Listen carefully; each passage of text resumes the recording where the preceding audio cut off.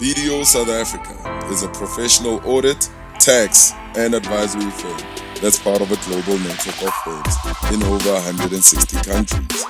We have offices in 7 locations nationally with more than 2,400 qualified staff ready to assist our clients.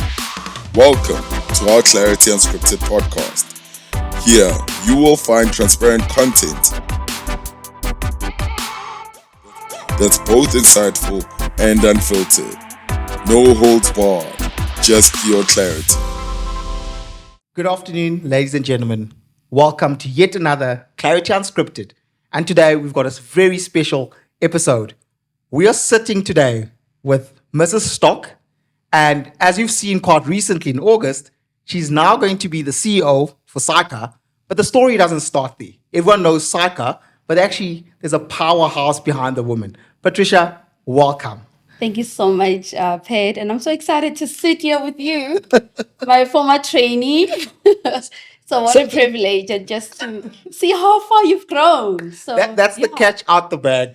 Patricia, I was going to start that right at the end, but now that you've brought it up. So when I have conversations and talks with students and I say, in my first 3 months of being a trainee, I actually discovered an RI. But what they don't know is that you were the partner on the job and you let me run with it. I mean, that was absolutely remarkable. Why would you do that? Why would you let a trainee that's 3 months in run with a reportable irregularity? Well, first of all, I think it really starts with trust, right? And that's how the CA program is. We bring young talent because from university level, you already had the preparation. And it's really trusting that you already have the technical know-how. And that when you do the work, because of the foundation that we already laid in terms of the training program, the guidance that we give you, it enables you to do your work as expected. So it was really with that, and also just to allow the fresh thinking, to do its work, right? and obviously when you see the passion and the zeal that this person is determined and they can do it, is to give you that chance to say, see how far you can get. And where you need help, then that's where I knew that I would come in and give the guidance. And you did amazing, by the way. So it's really that. And that's how it should be in the profession. When we talk about embracing talent, it should be from the very early stages, right? And that's how we actually discover the expertise, the right expertise that we need so that we can nurture that at the very early stages. So it was really that, because I'm the one with, a growth mindset. I embrace growth, and hence my life philosophy. It's grow as you grow. Wow. And when you embrace that philosophy, you allow people to stretch themselves, so that they can also see how far can I grow, and growth requires that allow people to discover, their self, right, in terms of the talent that they already have. And if I held you and I said, no, I can do this and I'll show you how it's done, you're not going to discover how great you are, in that area in terms of your technical expertise. So it was really to just allow you to self-discover. And self-discover I did. Patricia, I mean, if we go back now, we need to take our viewers way back. Who is Patricia Stock? Where did you grow up? Take us through that young girl growing up that's today, a founder of a practice, now going to be a CEO, a head of transformation back at BDO days. Take us to that young girl that's 8 years old. Who is Patricia Stock? Wow, yeah, it gets quite emotional when I go to a young girl. I mean, even when the announcement came, when I was informed, obviously before the public announcement, I paused, and the fast track moment, when something's on fast forward, that you see you from your early days to now. So I went through those moments because as a young girl, I must be honest, Pat, it was not easy. Yeah. When we talk about addressing or eradicating poverty, I know what it's like. I know what it is because I experienced it. I saw it. I lived it, right? But what was amazing was that a girl in Mamelodi, who had parents that, despite not knowing what else is out there, but they had a dream for me as well, that, we believe our children can get more. So, and my mom was very instrumental in that, So I was very fortunate as well, like, getting to, I know you spoke about 8 years, 8 years. I went to primary school in Masingita Primary School. Then, now the school has changed. It's a different name. It's a school in Mamelodi. And I used to walk, obviously, to school and walk back home during lunch break. And as to what I eat, God knows. My grandma will always make a plan. Whether it's pap with water, There with would be- water and sugar, there will be food, right? And we went by. So, that was my primary school, and then high school was Takotabo, which was fortunately was not far from home. So when I go to my parents' house, I see my high school. It's I was right there once upon a time. when I went there. That was actually beautiful. So Zakota was very fortunate to have teachers that also wanted to see us, realize our dreams, and realize our fullest potential, and that could actually identify the talent in us. So with my talent in accounting and my inquiring mind as well, because I was not shy to ask, and even now I'm not shy to ask because I believe you only know when you ask, right? Yeah. So I would then ask then we used to call them guidance teachers. Then I would ask her to remember what what is the highest qualification one can get in accounting? Because I love accounting, I'm good at it. And then she explained a chartered accountant. And I said, okay, I want to become a chartered accountant. What do they do? And then they explain. When she explained that, oh, that's like a doctor of the business. So I grew up calling myself that you know what, I want to become a doctor of the business one day. And what was wonderful is that when you have the clarity, and I love your theme, right, of the clarity, when you have the clarity of what is it that you want, it's amazing how opportunities come your way, and we got an opportunity to be the beneficiaries of the Auditor General's program, which was a DNL bridging program, because they were doing it in collaboration with DNL at the time. So Okay. I was part of the 20 learners that were on that program. But the program was great because it also helped us. It was literally there to bridge the gap. It helped in terms of bridging the gap of language. Yep. Right. Today I'm speaking eloquently English, but I don't know that you're a girl from Mamelodi. but it's obviously it's an accumulation. My belief is really strong belief is that never despise the days of your small beginnings, because all experience is an accumulation, right? All experiences that you have along the way, it's an accumulation of, what makes you are today. But along the way, some of the things you have to unlearn and relearn new things, because some of the experiences don't necessarily serve what you need to, or the kind of character that you need in terms of where you find yourself. But back to, because that was the language thing, right? So Dinel was awesome. The bridging program that was sponsored by the Auditor General. So in that program, what was great is that we also did English again. And I remember there was our English teacher then, Mr. Malan, will say, one of the main things that he has actually seen as a teacher is that it's not an issue of a young or a black learner not being able to understand things or not being smart. It's an issue of understanding or reading with comprehension. And that was a language barrier. And it was so true, right? And I was so fortunate as well to say, look, as much as I had a foundation from my schooling days, Masingita, Tsakotabo, but I was also fortunate to get to a point where I could breach the language barrier, and which I believe that it really helped in terms of me having, being able to complete my degree and honors degree CTA record time with the University of Pretoria. Record time, you heard that. Record time. Record time, right? But not everything was smooth sailing. Not everything was smooth sailing. So from there, it was a 1-year program, which I was also fortunate to be the best accounting student there. Wow. With the Auditor General got awards, and that's where I could actually, with the awards funds, I could buy myself my first cell phone. Wow, that's amazing. When I went to varsity, so which was great when I got to university. So University of Pretoria was really awesome as well. Great experience there. And from there, then I moved, to do my articles with the Auditor General. And Auditor General, wonderful journey as well, whereby as a trainee accountant as well, because they had a wonderful talent management program. So in my 3rd year as a trainee accountant, I was really privileged as well to be one of their key talents that they identified fast track in terms of the program that they had. So in my third year of articles, I was an assistant manager, so dual role. Geez, and that's quite early on. That's very early on. I mean, at third year level, you're already pretty much running the audit as assistant manager. Absolutely, absolutely. But also that speaks to the influence that I also got, to your question of why I could trust you, because someone also trusted me, so, and it's important for us as leaders to remember that what we do gets replicated in other instances, with someone else, wherever they find themselves. So that's why I strongly believe that leadership is really about influence. So whatever we're doing today, whatever we say, whatever we do, someone is watching, someone is listening, and they're going to adopt it as this is how leaders should actually conduct themselves and treat people. And they're going to do that, wherever they find themselves. So that's why I can trust other people as well to really allow them to grow as well.